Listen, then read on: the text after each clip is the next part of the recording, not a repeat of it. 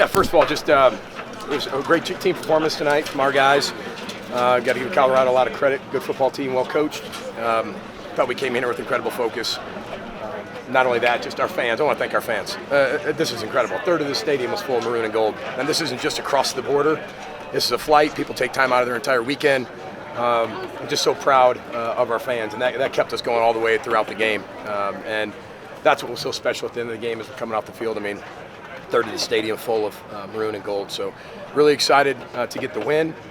We got a lot of work to do. I compared the win a little bit to having a 48-ounce, T-bones tomahawk steak, and you kind of have the appetizers a little bit. You ordered it, you get the appetizer, you get the salad, you get the soup. By the time you get it, you only eat 3/4 of it. We still left a lot of meat on the bone. Didn't execute in a lot of areas, but found a way to win. Played a lot of people, and just proud to get the win. What did you like in particular about your defense? We rallied around the football. Tackled really well. I thought our game plan was really good. I thought our players really adjusted from last week. I thought they swarmed, fly around. The whole word of the week was fun, and we need to go out there and have fun.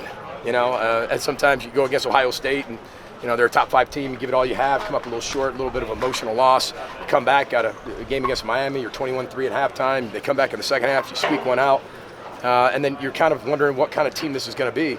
And we prepared really hard all week. It's a very, very tough week of practice. The indoor was turned up, the temperature.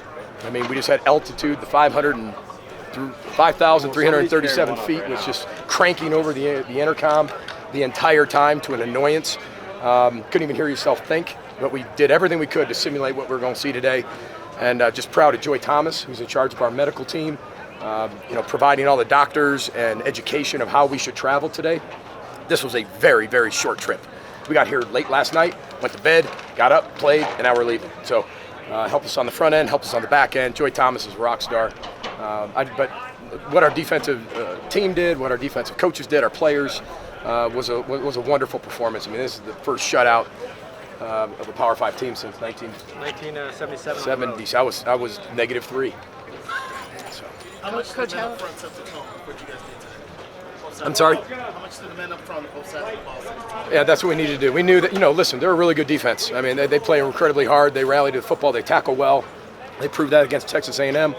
We knew they were going to have to find a way to win in the trenches. Our team was focused all week. They had a great business approach, a business-like approach in practice. We want to practice like pros, play like kids, and today they did that. But it was we needed to dominate up there, and they found a way to do it. Give credit to a lot of our running backs. We rotated a lot of guys in there. They broke some tackles, but that's what you expect out of your offensive line. That's what you expect out of the defensive line. And we needed to play better. We hadn't played a complete game yet, and we haven't played a complete game yet. Offense, defense, special teams. So a lot of room for improvement. Coach, what would make your pass rush so successful today? I think we were getting off blocks. We weren't blitzing a lot at all. We weren't blitzing a lot. We were getting pressure with 4. Our guys were getting off blocks. We knew if we could contain 12 to the pocket and shrink the running lanes for them. Remember, I think some of their best plays that happen are their second play. Once the first play breaks down, 12 gets out of the pocket. That's where a lot of things are created for them. And we knew if we could keep those running lanes small, not rush past the passer, keep him condensed, we'd be able to force some ill-advised throws, and then also be able to rally around him and get him on the ground. What did you feel about Chris Hoffman-Bell's play today and the difference he made? Just so thankful to have him back. He didn't have 15 catches. Just the presence of him on the field helps everybody. It helps the young guys, helps Daniel, helps Dalen, helps Michael Brown, helps our quarterback. I thought early we didn't throw the ball particularly well. Had, I think 2 or 3 throws. We kind of rushed some throws, but then we got into a rhythm, and I think it really helped us later on. You told One or two more for Coach. Go ahead. You told JG that he felt like this was a pivotal game. Why did you use that phrase? Well, it's pivotal for the week. Okay, that's it. Yeah, it was just pivotal for us. Like we didn't know what was going to come out today. Yeah, we had the Ohio State performance. Kind of beat ourselves with 2 penalties, right? And then got ourselves in a hole. Gave up explosive play, and then we came out Miami. Took care of some business. Halftime came out a little bit flat. I thought we handled business, through 4 quarters, and that's what I said pivotal, not for the season, just for right now, pivotal in the week, that we need to be able to show what kind of team we can be moving into the future. Your young running backs, Bucky and Kai, how'd you feel they played today? Wow, I thought they ran really hard. They ran hard, broke tackles. It wasn't always pretty, but we knew if we could continue to keep the ball on the ground, wear them out, the best we possibly could, we had the best chance to win. But these are young guys. I've never seen one of those guys that got 4 years of eligibility left.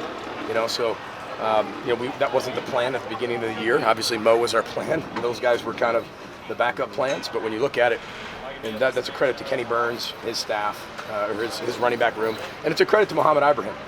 Mohamed Ibrahim's he goes, I'm 2-0 as a coach. And he is. He coaches those guys really hard in practice. He has set an expectation and a standard here at the University of Minnesota of what running back play should look like. And those guys, no different. And he holds them accountable every day as well as Coach Burns. What's his record in coin flips? He's doing pretty good. I think he's 2 for 2 in that too. He enjoys that. Don't let him fool you. He really enjoys that.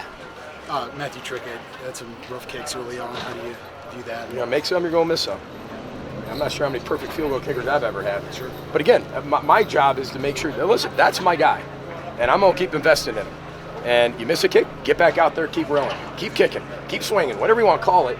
Get out there, and then I thought he finished really well. So he's going to have to work through some of that, right? And listen, he's a really good kicker. He's very, very talented. I believe in him. And he knows that. And the teammates believe in him. That's why we keep sending him back out there. And he deserves that opportunity. Coach, how big a win is this? It's a huge win for 1-0 in the Colorado season. 1-0. I mean, this is a huge game for us. And it started right at the beginning. I mean, I didn't get a chance to shake Carl's hand before the game. I mean, I was out there. I didn't get a chance to do that. But they got a really good football team, and they're very talented. So this is a big win for this week. We always talk about one-game championship seasons. This is our one-game championship season. We ended up 1-0, and we'll enjoy this tonight. Be 0-0 come tomorrow. All right. Thank you, Coach. Yeah, thank you. Thanks, everybody. Roll the boat, Sky, my Gophers.